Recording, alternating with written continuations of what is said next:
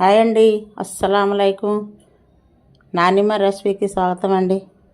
ఈవేళ నేను పెసరపప్పుతోటి చిన్న పునుకులు చేస్తున్నానండి. పెసరపప్పు బియ్యం పిండితోటి. ఇదిగో చూడండి, ఇదిగో కొంచెం బియ్యం పిండి, ఇదిగో దీంతో 2 కప్పులు పెసరపప్పు తీసుకున్నాను. నేను గంటన్నర అవుతుందండి నానబెట్టాను. ఇది మీకు అర్జెంటుగా కావాలా, చుట్టాలు ఎవరన్నా వచ్చారంటే కొంచెం ఎన్నీళ్ళు మరబెట్టి నానబెట్టండి. బేగా నానపద్దే ఒక పావు గంటలకి. అప్పుడు బుల్లి పునుకులు వేసుకోవచ్చు. నేను దీని ప్రాసెస్ ఎలాగో ఇప్పుడు చూపెడతాను. ఇదిగో చూడండి, నేను ఇప్పుడు దీంట్లో మిక్సీలో వేసేస్తాను. వేసి రుబ్బుకొని వచ్చేద్దాం. ఇప్పుడు ఇది మిక్సీ వేసానండి. ఇదిగో ఈ బియ్యం పిండి ఇందులో వేసి ఒకసారి మిక్సీ కొట్టుకుందాం. మన చేతితో కలుపుకోవాల్సిన పని ఉండదు. ఇప్పుడు మిక్స్ చేసుకొచ్చాను. ఇదిగో ఇప్పుడు ఇది ఇక్కడ పంపించుకుందాం. ఇందులో దీనికి సరిపడకు సాల్ట్ వేసుకుందాం కొంచెం. ఇప్పుడు కళాయి ఏడెక్కిందండి, ఆయిల్ వేసుకుందాం అందులో. ఇప్పుడు కళాయి ఏడెక్కిందండి, చిన్న పునుకులు వేసుకుందాం.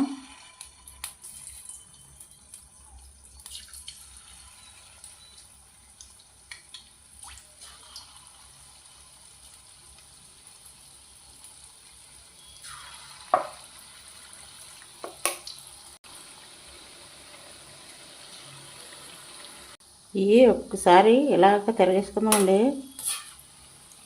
పైకి కిందికి. ఇప్పుడు ఇవి ఒకసారి తీసుకుందామండి అలాగని. ఇప్పుడు ఇవి ఇందులో తీసుకుందాం. ఇవన్నీ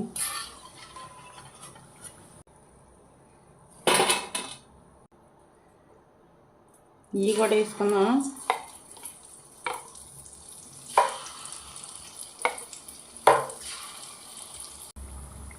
ఇవి కూడా తీసుకుందాం ఇందులోకి.